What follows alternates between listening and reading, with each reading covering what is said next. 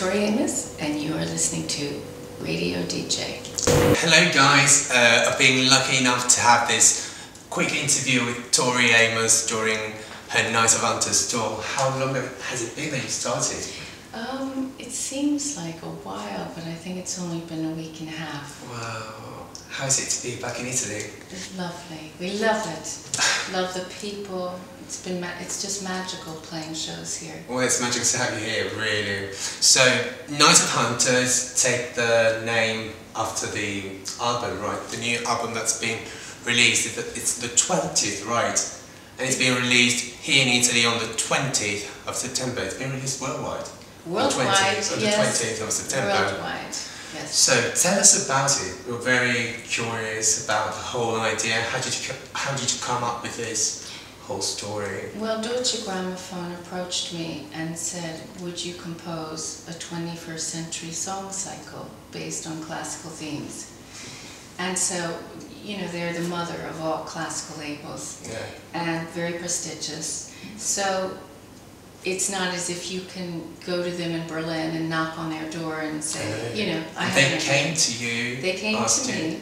Wow. Yes, a German doctor of musicology, Dr. Alexander Burr, and he found me on the road. It was over a year ago, and my first response was, if I'm going to do it, it's the variations on themes that is the challenge, because when you start doing variations on masters, Schubert, Schumann, then you really have to approach it, I've said, with a delicate ruthlessness. Okay. You know, you have to be delicate on one hand, but you also have to be ferocious, because you can't be intimidated by it, but you have to be respectful. So it's a balance. It's a balance, yeah, definitely, because it will overcome you, or you could overcome it. Yeah. You have to dance with it. Well, yeah, the amazing thing of the whole album is how you listen to songs and they're chapters of a book.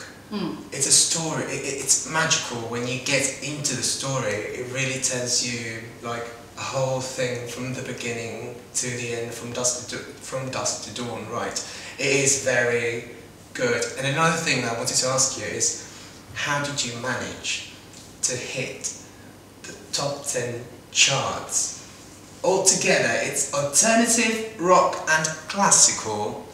How is it possible? It's like, you know, it's like two genres that you don't expect to mix, to mingle, but you had this amazing talent to do it. Well, you're very kind, but I've never achieved that before.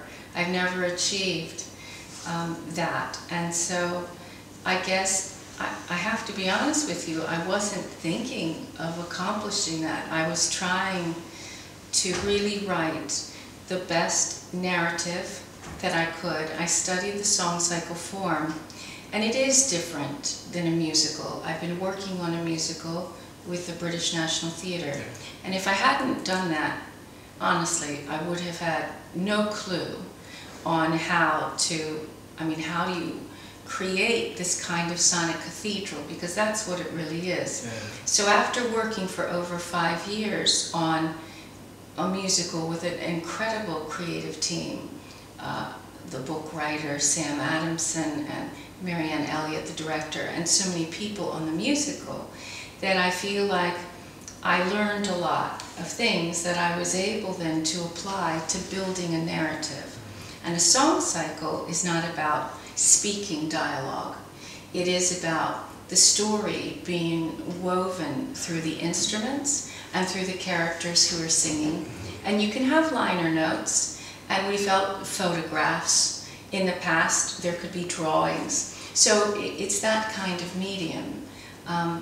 But I really tried to just make a story that I felt people would relate to, a shattering of a relationship, but mystical characters coming in with Annabelle and the Fire Muse. Fox, the Goose, yes, all together. Well, thank you for this interview. Good luck with your show. Thank I you. really can't wait to see you. Like, we're all very excited about it. And thank you.